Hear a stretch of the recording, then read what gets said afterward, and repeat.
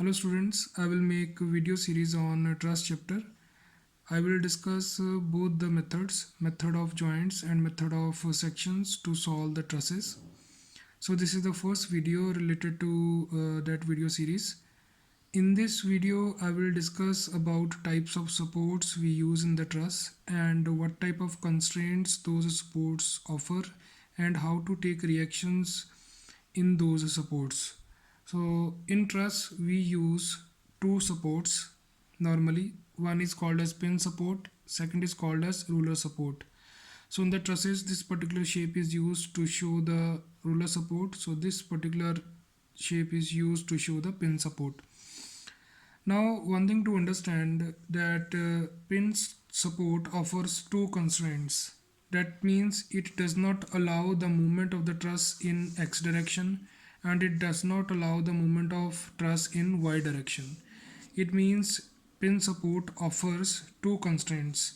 First constraint is normal to its surface.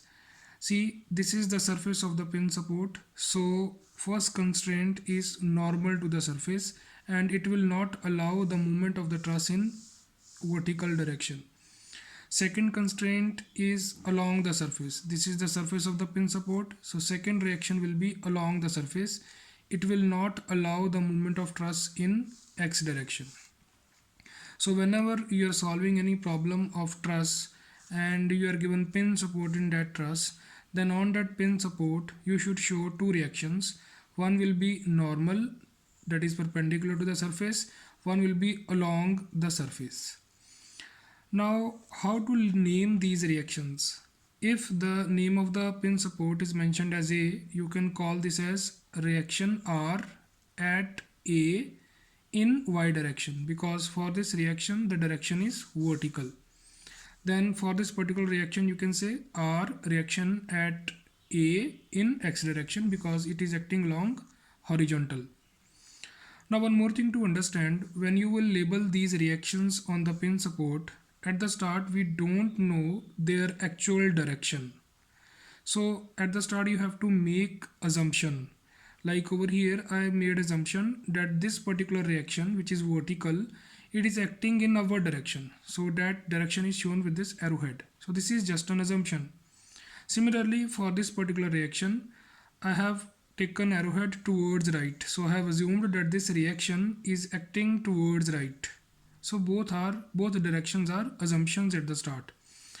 So when you will solve the problem of truss and when you will find the values of these reactions, suppose for this particular reaction you get negative answer, then in that case that negative sign shows us that the assumption which we have taken at the start is not correct.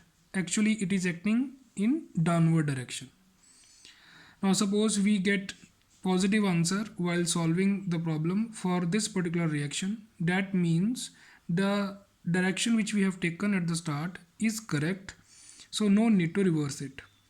So I mean to say, whenever you have to label the reactions on the pin support, you have to label two reactions. One will be normal to the surface, another will be along the surface.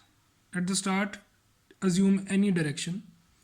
If you get positive answer for those reactions, it means your assumed directions are correct, no need to reverse. But if you get negative answer for the reactions, it means your assumed directions are wrong, you have to reverse those directions. So same principle will be applicable to ruler support as well. But one thing to understand, that ruler support only offers one type of constraint. Ruler support can allow the movement of truss along x direction, but it cannot allow the movement along y direction. So ruler support offers only one type of constraint, that is normal to the surface. This is the surface, so normal to the surface, perpendicular to the surface. So how to name this? Suppose name of the ruler support given in the problem is B. So we will write reaction at B in y direction because it is acting along vertical. So same principle is applicable over here also. When you will label this reaction, then we have to make assumption regarding its direction. So right now I have assumed that it is acting in our direction. Suppose during the solution of the numerical, I get positive answer. That means my assumed direction is correct, no need to reverse it. But if I get negative answer, then my assumed direction is wrong. I have to reverse it and I will refer that correct direction only for further steps. So this concept should be in your mind regarding the reactions which we have to place on the supports used in the truss. So in the next video, I will take one numerical based on method of joints. Thank you very much.